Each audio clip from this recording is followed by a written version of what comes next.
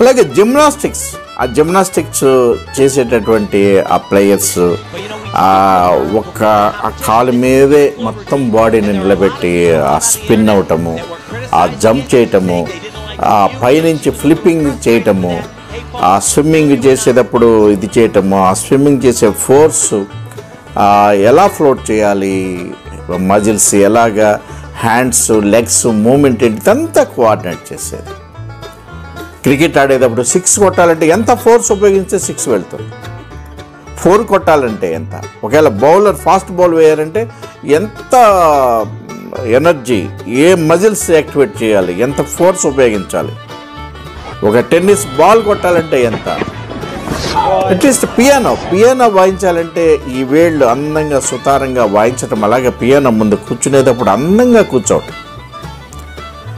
చూసేవాళ్ళు కూడా అందంగా ఆ బాడీ పోచర్ని చూపెట్టడం, ఆ గెయిట్, ఆ మెజెస్టిసిటీ, ఆ పియానో వాయించేటప్పుడు ఆ పోస్చర్ పెట్టడం చక్కగా ఎంతవరకు అది ఆ ట్యూన్ రావటానికి ఎంత సున్నితంగా నెమ్మదిగా హ్యాండ్ మూమెంట్ ఉండాలి. అలాగే డాన్సర్స్ ఒక క్లాసికల్ మ్యూజిక్ ఇచ్చేటప్పుడు చక్కని భంగిములు, ఆ కళ్ళు షిఫ్టింగు, చక్కని ఇది మన గెయిట్,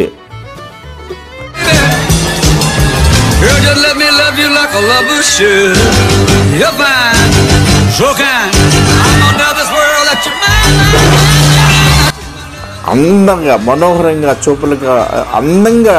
బాడీ మూమెంట్స్ని చక్కగా తిప్పగలగటం. ఎనీ ఫామ్ దట్ డ్యాన్స్, అది కూచిపూడి, భరతనాట్యం,